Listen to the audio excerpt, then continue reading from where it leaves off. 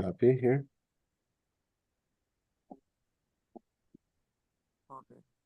Okay, we're learning the Sicho, the Rebbe's talk from the year 1992, one of the last Farbrengens we have of the Rebbe. The Rebbe got sick within about a month of this time. So the Farbrengen goes like this. This is Parshat Mishpatim, the 27th of Shvat, Mevarchim Adar Tafshin Rim Beis. So the Rebbe says like this: it's known shekol ha'meuros sheba'olam hem hashgacha pratis. Everything that happens in the world. This was about the time I think that he signed a weapons agreement between Russia and the United States, and the Rebbe actually incorporated this into the Farbrengen and as a sign of the coming of Mashiach. So the Rebbe says, shekol ha'meuros sheba'olam hem hashgacha pratis. Everything that happens in the world is by divine. And it can be a lesson for us in our service to God. Even more so, and specifically when we're talking about things that happen to important large countries. If it's not just a small event, but an essential event, it obviously has a larger obvious lesson that we could take from that. And specifically, we're not just talking about any country, but a country that has been hosting a majority of the Jewish people in the time of exile. A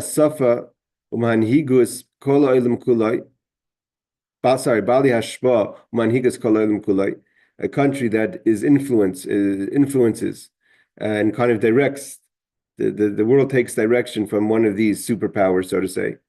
So the lesson is not just a pratistic lesson, an individual lesson, but a general lesson, because it's coming in a more kind of general sense, coming from a superpower that has tremendous influence around the world. And the Rebbe continues, this applies to things that are happening in our days. The Rebbe says, he starts off with something that happened on this Erev Shabbos, meaning on Friday of that week. That the heads of states gathered. I guess it was a gathering of the UN.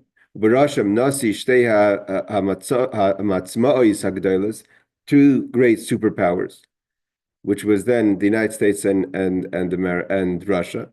And they made a commitment, and they announced that there's going to be a new world order to try to stop wars amongst nations. And I think there was an arms agreement they signed on lessening, so to say, nuclear power. That's to bring to peace and unity. And this is something that this so to say, this unity is going to be beneficial to mankind, not just to the countries as individuals, but whole mankind is going to benefit from peace. And the Rebbe says before this announcement is the Rebbe said that the president spoke to the nation. Maybe it was the State of the Union at the time. But on Tuesday night is Kamei Shabbos. Already Shabbos, Wednesday starts. It's Tuesday night. It means it's considered already the beginning of Wednesday.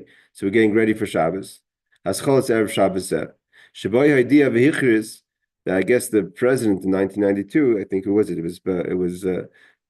Bush Senior, that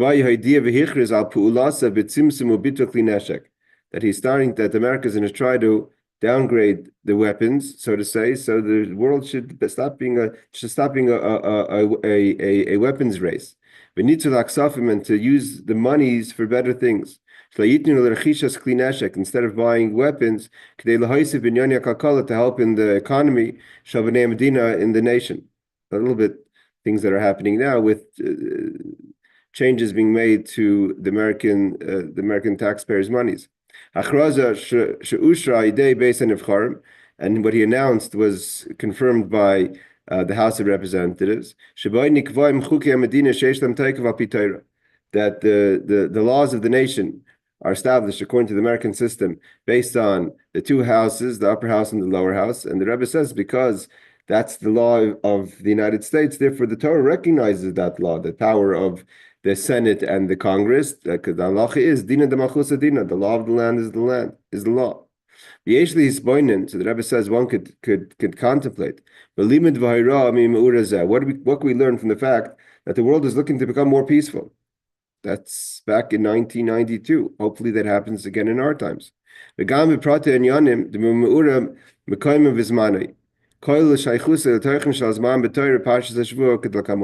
connect this to the Parshas HaShavua.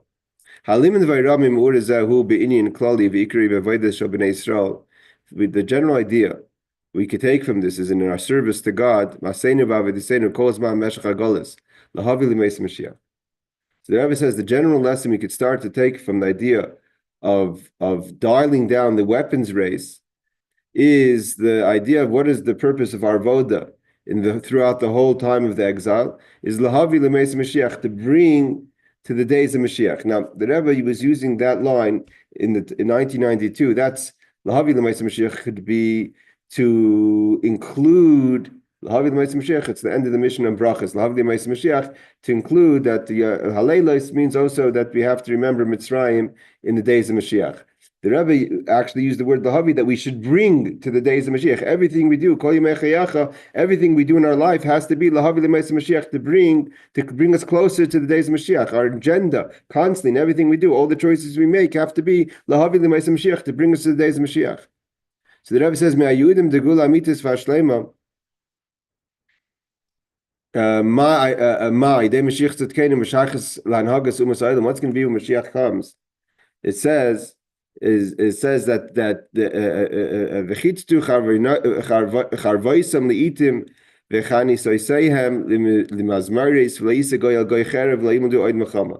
the times of Mashiach, the prophet says, it was Yeshaya, I think, says that we're gonna take our weapons and we're gonna turn it into plows, and we're gonna turn the weapons, the hardware, instead of being the hardware for destruction, are gonna be hardware for production, and turning it into plows, etc. And there'll be no more fighting and wars amongst the nations. But the Rebbe adds, that's going to be not just that's going to happen in the days of Mashiach. Mashiach himself is going to have the effect to transform the weapons, the things that are for negative, to things of positive. Like the Yeshai Navi says in the beginning of the verse, he's going to judge the nations. Who's going to be the judge? Mashiach is going to be the Mashiach. He's going to be the master of all the world. He's going to be able to dictate what's going to be for each person. There's not going to be any more need for war, because the Mashiach is going to make peace through an intervention to all the issues that cause war should no longer be there. Therefore, there won't be a need for weapons in the days of Mashiach. Like it says, it's to be made into plows. So instead of using the hardware for fighting, it's to be hardware used for positive. Everyone's going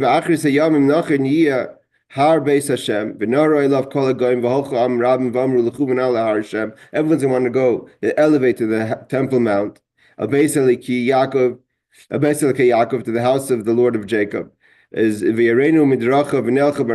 quoting, this is what's going to happen in the days of Mashiach. The Torah is going to come from Zion, with Var Shem Yerushalayim, and the word of God from Jerusalem. Mashiach, and the teacher is going to be the Mashiach. He's going to judge. He's all quoting the Radak, which is on the Radak is one of the commentaries on the Navi. V'kiva and Shibiyamim, Radak is a commentary. V'kiva and Shibiyam Elu Machlitim. And because in 1992 there was an agreement to dial back the weapons, and to invest instead energies and focus in the economies of both the United States and the world at whole. Which this is that they're gonna change they're gonna change the swords into plows. Breaking weapons. To turn it into something to use for usefulness in the earth. What's the point of the earth? To give off bread, which is a sign of a healthy economy. So this itself is all a sign. The fact that the Rebbe says that in 1992 there was a weapons agreement. That these are all signs of the coming of Mashiach. This is the beginning, although it's going to be finalized with the coming of Mashiach.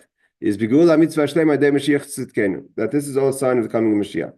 Okay, so I just want to stop here for a second, because the Sicho was said in 1992, which is over 33 years ago. It doesn't mean that because there was certain setbacks in world order since then, that means that whatever the Rebbe was talking about in 1992 is no longer applicable. Because we know that in every progress, nothing progresses 100%. There's a general line of progress. And the general line of progress is to go away from wars. Even today, the idea is to leave wars. So in 1992, when they signed the weapons agreement, although we've had issues, especially in the past few years, as far as wars go, but that's the pushback from the evil side that doesn't want to accept that we're getting closer to the days of Mashiach, where we're going to drop our weapons and we're going to turn our weapons into plows. So that, the Rebbe says, is already the beginning of the sign of Mashiach. Doesn't change. It means when there's pushback, just because there's any obstacles, anytime we make a plan to do something for the positive and there's an obstacle, we don't put up our hands and say, that's it, we tried and it's over. We push forward. So the Rebbe says like this, to give more explanation. Because we're holding the sea, so to say, the high point, getting ready for Bibas Mashiach to come. Mashiach is coming. And we're starting to see the effect of the King Mashiach on how the mindset of the nations, that in general the nations are looking to put down their weapons and to turn them into plows. Again, the sign of progress is pushback. One of the signs that nothing's happening is no one's looking to push back. The very fact that evil, the Rebbe said many times that why does a flame make a lot of noise before it goes out? Is because there's a fight that the flame shouldn't go out. So too over here. So the fact that fakert, the idea that there's evil and there's trying to be wars, is a sign that there's pushback against the idea that Mashiach is trying to bring peace to the world. So the Rebbe says, we're starting to see the effect that the mindset of the world is to go towards peace. That the idea is that the Mashiach is going to judge the nations amongst themselves, and that they should put down their swords and turn them into plows. It's not that Mashiach yet is doing it actually, but Hashem is starting to implant. God is starting to plant in the heart of the leaders of the nations. We know that the hearts of kings is in the hand of God. I mean, everyone is in the hands of God, but specifically world leaders, it's brought down, are of course how they run their countries is how things are decided in heaven. And therefore, what did Hashem put in the hearts of the nations? That they should put down their weapons, their swords, and turn it into plows. Means the focus should be economy. The Rebbe says, what's the idea of plow? Plow is you're turning something that's for destruction into production. That's why the Rebbe said that again, that Friday, the Rebbe is bringing on Parsh in Shvat, Mr. Rabbi, sometime in February in the year 1992. On Friday that year, they signed an agreement between Russia and America to kind of to disarm some of the nuclear weapons. So the Rebbe says, that's the reason. That's why the decision is happening now to stop building weapons and to try to walk away from war. Because we're getting ready and closer to the days of the coming of Mashiach. A day Mashiach that's going to be when Mashiach comes actually. The Rebbe says to add,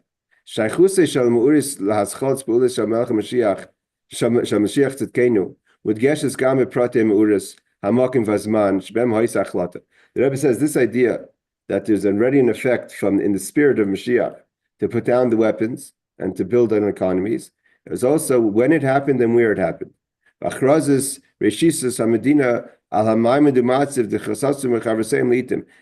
which nations announced to put down their weapons. So the Rebbe, let's see what the Rebbe is talking about. Where did this happen? Where was the announcement? Where the nations, all their representatives come, which is obviously the UN, to hopefully talk in a peaceful, respectful way between each others. Where did this happen? In the United States is where who hosts the headquarters of the UN, and in New York City, which is the host of the UN. Again, you have to remember, we're talking about the Rebbe's. This is 1992. There is a tremendous spirit and focus on Mashiach in every detail. So and that's continuing. We're growing on that. We're building on that. There's obstacles doesn't change the fact. So the Rebbe says so. It happened in New York, where there is Beis Rabbeinu Shebavel. Beis Rabbeinu Shebavel means the house of Rebbe in Bavel, which is referring to when its initial reference is obviously that he had Beis Rabbeinu Shebavel, that the Migdash Ma'at, the small base of Migdash, was referring to Rav's yeshiva in Bavel. But that's an idea that the leader of the Jewish people's place of worship is called Beis Rabbeinu Shebavel. And the Rebbe applied that to 770, which is the headquarters of Chabad, starting from his father-in-law, the previous Rebbe, which he called Beis Rabbeinu Shebavel. Beis Chayenu, the house of our life. Beis HaKnesses, the Beis HaMedrash, the Shul and the Beis Medrash, means the Torah hall. Beis Torah Tefillah G'miz Chasadim, place of Torah and good deeds. The Kvoi Kedush Marichami Adam Nasi Derenu, for my father-in-law, the previous Rebbe, and also, of course, the Rebbe led his leadership out of 770. Shebacher by that the Friedrich Rebbe chose the Kavu Hamakim Amerikazi, and when he came to the United States, he could have moved anywhere. There was even a thought that the Rebbe would move to Chicago. Chicago was also a large Jewish city in the 1940s. Obviously, it didn't turn out to be like New York, but at the time, the Rebbe thought there was a thought to go to Chicago. The Rebbe chose New York. The Makom Amerikazi Shemenu Teitze Torah, that would be the place that Torah will come forth. Hafatzas Torah v'Amayonis, the place to spread Torah and the well springs of Chassidus Chutza outside B'chol Katzvi Tevel in all places of the world. Ad B'yis Mashiach Tzidkenu, until Mashiach comes, that's going to be Beis Rabbeinu Shebavel. The place of Rabbeinu Shebavel is going to be in 770. K'shefutz Manisach Chutza, Mashiach comes and all the well springs will spread all over. Shaz Yigam Kiyam Hayid V'Kseitzav V'Charisayim Litim, that they're going to turn their swords into plows, will come into full form. What's the idea? So we're talking about what's the idea that the Friedrich Rebbe, the previous Lab Rebbe, chose that New York City should be the place where he's going to have his institutions and have his shul, so to say, the headquarters of Chabad. The idea is like this: when the Nasi, meaning the previous Rebbe, came to the second half of the world, of the globe. What does it mean, the second half of the globe? There was a big idea in after Columbus discovered that the other side, so to say, the Europe side of the globe recognized the concept of the United States and the islands, was that the Torah wasn't really given in Chatzi Kader Tachnun. The Torah was given in Mount Sinai, which is on the side where people live. So there was a kind of idea that the fact that people and Torah migrated to the Chatzi Kader Tachnun, it was called, the bottom half of the globe, is a sign of the spreading of Torah, getting the world ready for Mashiach. So the Rebbe says, when the previous Rebbe came, so the first time a Chabad Rebbe came to set up home, and general Jews was only the past few hundred years, in the bottom part of the globe. And the previous Rebbe decided that where is he going to be? He's going to be in the United States. He could have gone anywhere else. He could have gone to Canada, South America. He went to the United States. In this city, meaning New York City. That's when the bottom part of the globe started to get refined to be ready for Mashiach. Means anytime a Jew, right? We know that this is an idea. It's brought down from Medrash and Talmud. That idea that God tzedakah, tzidkah, it was a charity, so to say. That God spread the Jewish people over the exile, so they should be able to bring all the sparks back. Until the past few hundred years, there hasn't been major engagement in the Chatzi Kader Tachton. There was no Torah, there was no Chassidus. So when the previous Rebbe came there, notwithstanding of the circumstances, he had to run away from the war, the communists. That's all just facts. But the deeper purpose was to be able to refine Chatzi Kader Tachton in the bottom part of the globe. Shagam Bay Nimshach Hagil the Matan Torah, to bring Matan Torah there as well. Shahayi b'chatzi kader elyon, because where was the actual Matan Torah? Was in the top part of the globe. When we say the top, we're talking about Eretz Yisrael. So Eretz Yisrael is the top, and around that area, but the bottom is the United States. V'seir mizeh, the Rebbe says more than that. Adrab, on the contrary, not just the United States, obviously North and South America, Australia, etc. Adrab, on the contrary, shenasa hamoker shemimenu nimshach v'nispashet ikar ha'pu'ulas hafatzis haTorah. What happened in the past few hundred years, the past 100 years, 150 years? That today, where is the main place of Torah for all Jewish people? It's coming out of Chatzi Kader Tachton, the main yeshivos of institutions, both in the Hasidic world and non-Hasidic world, and the various different Hasidim. Most of the Rebbes and the Rosh Hashivas today is in the Chatzi Kader Tachton, in the bottom half of the globe, and that's where Torah comes to the other places. To the Torah, they come to the United States, the Chatzi Kader Tachton, to learn to be with the Rebbe. So now became the source of Torah. Says, where does Torah spread from? Torah spreads from the Chatzi Kader Tachton, from the bottom half of the globe. And the Rebbe says, in what way? Because where did the emissaries all over the world, even in Eretz Yisrael, where were they sent from? They were sent from the previous Rebbe's, from the Rebbe's shul in 770, which is in Chatzi Kader Tachton. And even the emissaries that were sent back to the original place where Torah was given, where did it come from? It came from the bottom part of the globe, which is where 770 is.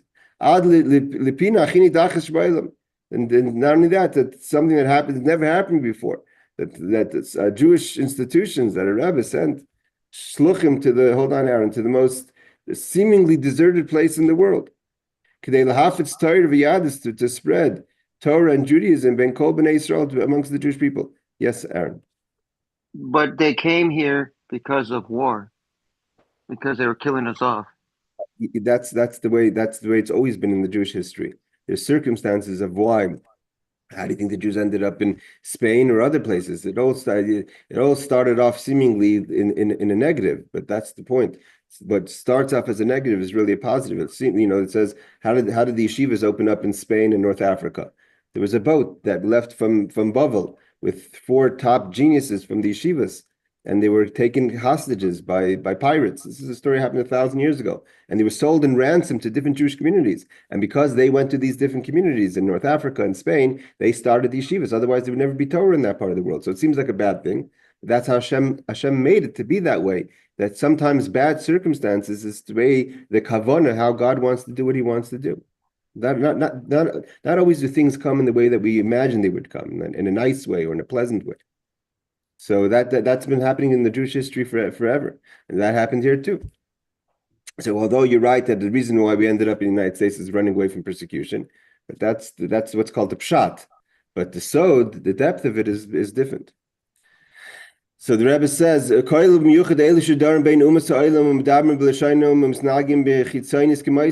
they had to send. The Rebbe sent shluchim to places that they don't know Lashon HaKodesh, they don't know Hebrew, they speak other languages, they live amongst other people. They're not living in a Jewish godly society. And here the Rebbe says it's not just an idea to spread Judaism amongst the Jews, but also to teach the light to the Gentiles as well, to the Noahites, to teach the 7 Noach laws. So this became an emphasis in the later years. The closer we get to Mashiach, the stronger the emphasis is also to teach the nations, to get them ready for the Mashiach by teaching them the 7 Noach laws. Sha'az, the time of Mashiach, we have the prophecy that says, everyone's going to speak a clear, single language. Everyone's going to serve a single God. You can't expect that just to happen. It has to become with preparation. And the Rebbe says, and in the latest mamish, the latest times, Heichal Mishnas Nisim, the Rebbe said, starting from the year of miracles. The Rebbe coined the year of 1990, which is Tafshin, known as the year of miracles. Nun as a first letter, Rosh Tevis, of Nisim. V'hamshacha b'shanis niflois arenu. And then we went from, there will be a year of wonders, and niflois bakoil, and there will be wonders in everything, which were the years 1990, 91, and 92. And the Rebbe here is talking in 1992. Higia pulazu lishi pritzis gvulaseh. Now we've come to an explosion. Shalmadina hi shebeshaita charsa al digla vechriza mechama b'fatzis tar v'yadis. And then in 1990, the communists, the sort of saying, the around 1990s when communism fell, and a nation that waged the war against Judaism and Torah fell. And all of a sudden, since then, we see how much Judaism, this is the Rebbe talking 1992, and things were just starting in Russia. Today, the biggest institutions, yeshivas, are in the former Soviet Union. They have beautiful shuls and yeshivas. So this is a nation that waged war against Torah and Judaism. Not just war against Torah and Judaism, but war against God, believing in God. That my father-in-law, the previous Rebbe, was arrested for his efforts in spreading Judaism in 1927. He, like you said, Aaron, and because of that, he had to leave Russia. He had to leave he had to leave the Soviet Union because of persecution that was happening over there. What happened, and over the years, that even in that place, the Frierdiker Rebbe didn't give up on Russia. He sent secret emissaries. We all know the Rebbe over the years always were sending emissaries to Russia on hidden missions to bring matzos and other things, and to give chayas and to give hope to the communities that were trying to hold on to something of Yiddishkeit. With self-sacrifice, until our times, that it's no longer there. It's nullified. And now we could start doing much more in the former Soviet Union. And this is again 1992, when things were just about to start. I was there in 93. There's nothing really going on. Until the absolute fall of communism, that started with a new rule, that, again, everything has to be taken into context. They were trying to start with justice and to peace. Again, allowing for there to be belief in religion. Again,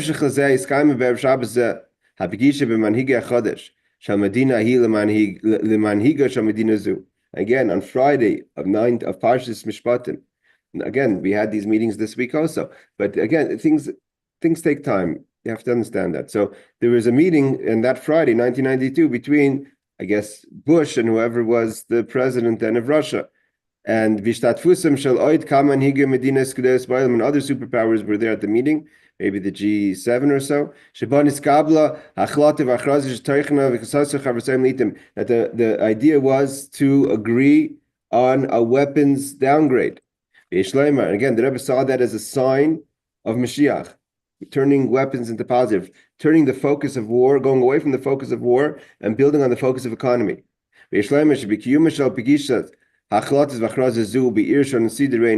fact that this announcement happened, the Rebbe, from when the Rebbe accepted leadership, the Rebbe talked very large. The Rebbe was not scared to talk large. When the Rebbe is talking large, he says, where did this meeting happen? And happened in the city of the Nasi, the city of the Frierdiker Rebbe.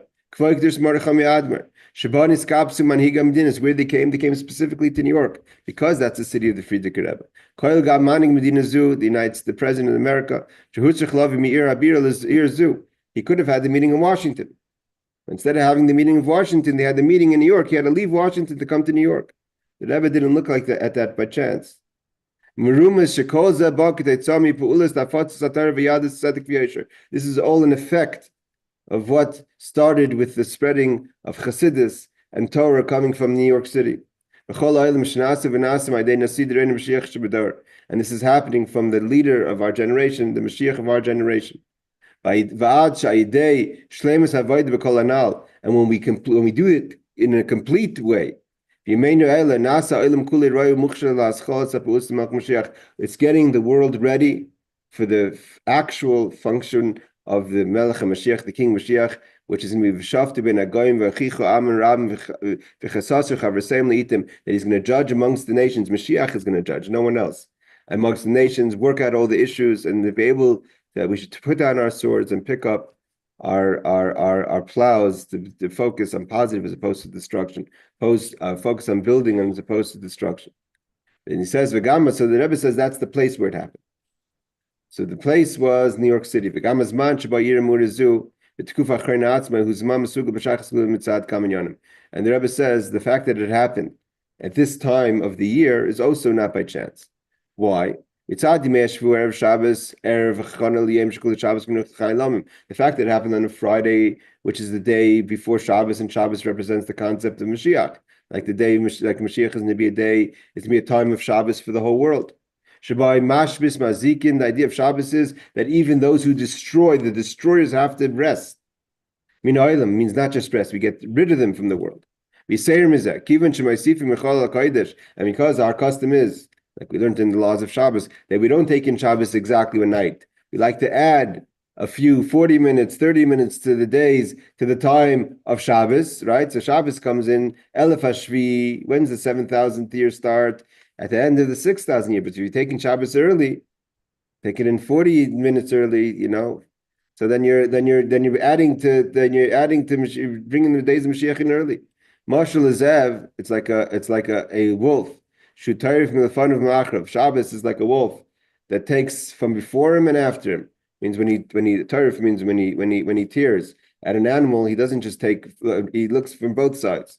So too Shabbos tears a little bit of Friday and a little bit of Motzei Shabbos. Means we don't go out. We take Shabbos out a little after Shabbos. It's already dark. We extend Shabbos and we take Shabbos in early, like a wolf that takes from both sides. So too Shabbos takes from both Sunday. A little bit of Sunday, meaning the night entering Sunday, and from Friday. And therefore, there it says Friday represents a concept that we could bring Shabbos in early, we could bring Mashiach in early. Mashbis, man, what is the idea of Mashiach? Pashit mashbis mazikim, get rid of destroyers from the world. No, is that not appropriate for today? And when did it happen? Vav b'chaydish happened on the 26th of the month. The gematria, the name of the number 26 is the number value of Shem Havaya, of God's name. Lashon Mahava means, but the name of Havaya means God who is a constant creator. It's also a sign of Mashiach. Then the name of Havaya.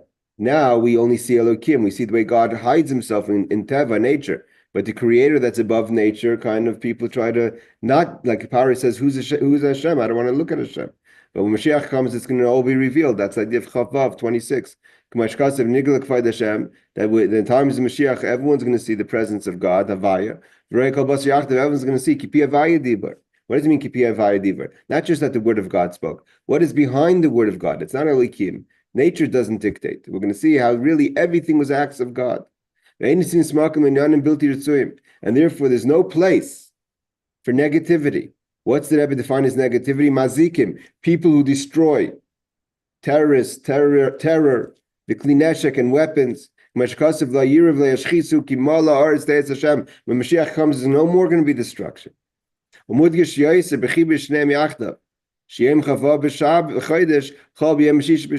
year, it's important that 26, which represents Havaya, which is revelation of godliness, falls out on Friday, which is the day leading into the time of Shabbos, of the time of Mashiach. And that's like the day the first man was created, which is the main purpose of creation, meaning the creation of man, and through him and afterwards. That happens every Friday. The whole world gets elevated, like we've learned many times from the Orach Chaim HaKadosh, that every Friday, every day, every 7 days is a cycle. It's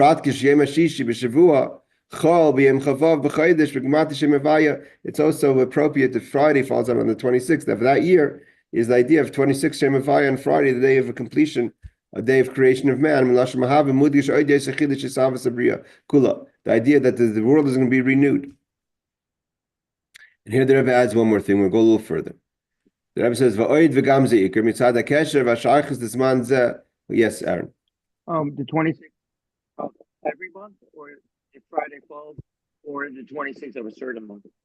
The Rebbe was talking that year that the 26th the 26th of the month was on a Friday, but the 26th is a special day every day of the month. Tonight is that we're entering the 23rd. The 26th of this month is going to be 24th is Shabbos, 25th is to be Monday. 26th it represents the name Havaya. That year, the Rebbe was connecting that it was unique that the 26th should fall out on Friday itself. Both of them representing the concept of Mashiach. So the number 26, not it could be That the number 26 is the number value of God. What I'm saying is it could happen any month. Yes, every 26th is a special day, especially if the 26th falls out on Friday. The Rebbe says also Gimel. V'oid v'gam ze'ikr mitzad hakesher v'shachas zman zeh lenasi derenu liyoyse erev Shabbos ha'achim b'chodesh Shvat.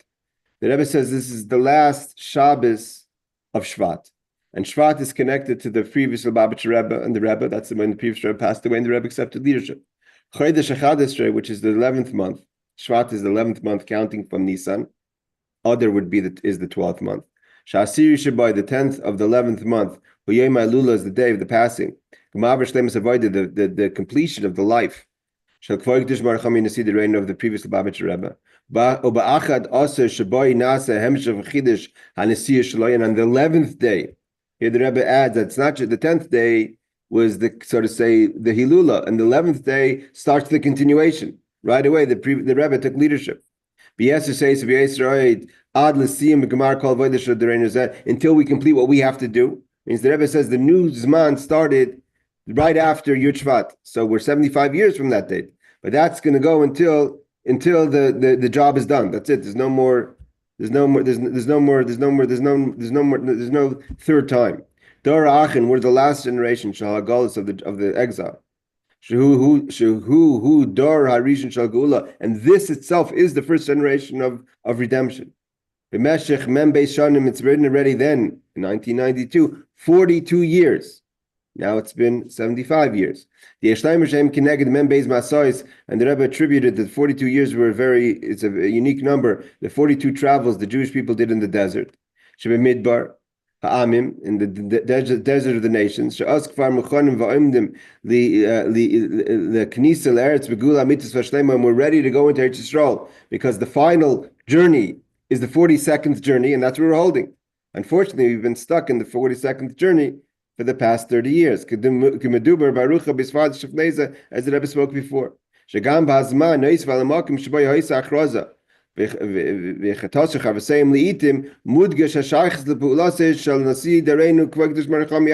very fact, again, that they announced putting down the weapons in New York City is not by chance. It's because that's the place of the Frierdiker Rebbe.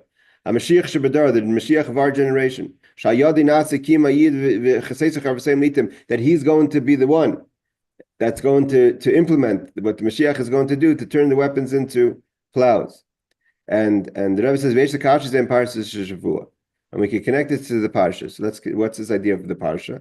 This week's parsha is Mishpatim, which is Eila Mishpatim Asher Tasim Lifneim. These are the laws that you have to put in front of the Jewish people. God tells Moshe. Rashi teaches us. This is coming to add to the first ones. It's coming to teach us something. What it means, the first ones? The first ones are the 10 Commandments. That we have to know that just like the 10 Commandments come from Sinai, so too the laws that we learn in this week's parsha, the basic laws of between people, it also comes from Sinai. Lifneim v'lai lifnei goyim, and these have to be given to the Jews and not to the nations.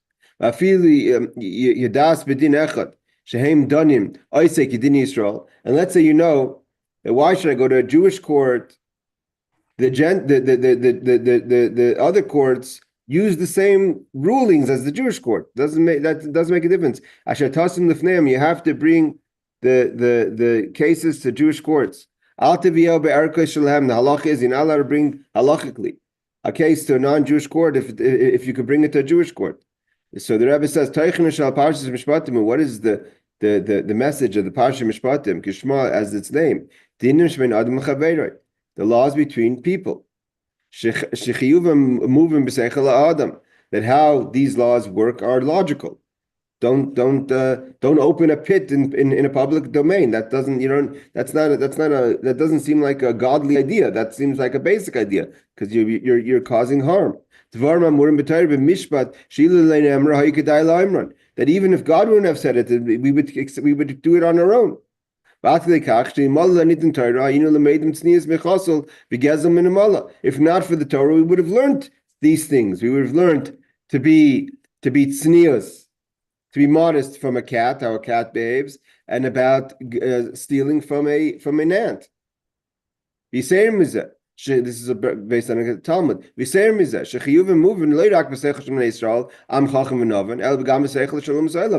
laws that are brought down in this week's parsha, you don't have to be a Jew to understand them. Even a Gentile also understands that these laws make sense. Done in and most of these laws have the same rulings in federal courts and regular courts as well. The vav is the addition that ma rishonim. It should have said eila mishpatim. Why does it say ve'ela mishpatim? To add that just like the 10 Commandments were given on Sinai, so too were these laws given on Sinai. That's why it says these are the laws. That also these laws come down from Sinai. So the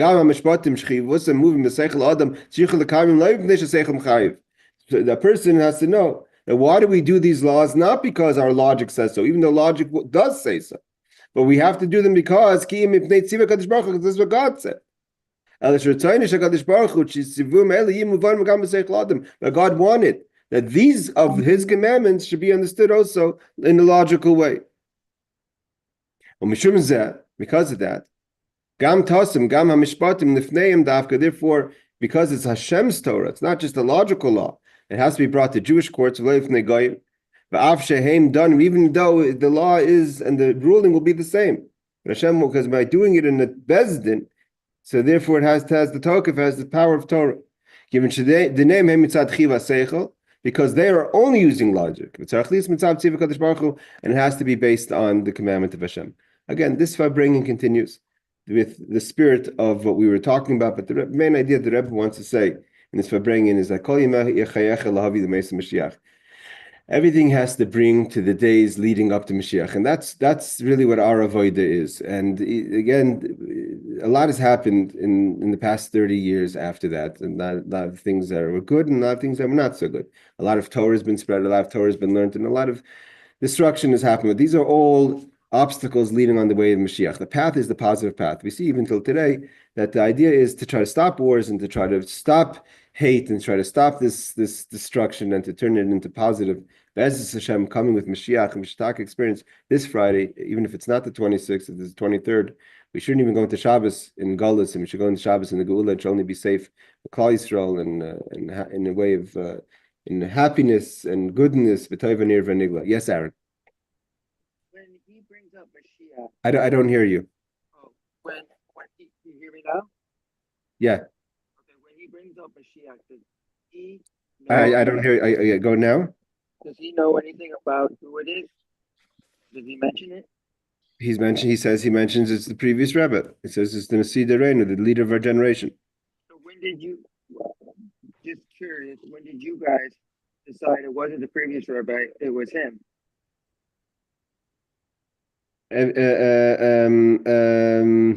Everyone that's a hard question. We could talk about it in the Shmuz, but the Rebbe is clearly saying that the Rebbe's opinion was that his father, not the previous Rebbe, the Nasi Adar, the Nasi of the generation, is the Mashiach, and then that leadership continues with the Rebbe's leadership over the past 75 years. All right, ladies and gentlemen, Laila Tov, thanks for joining. Chodesh Tov.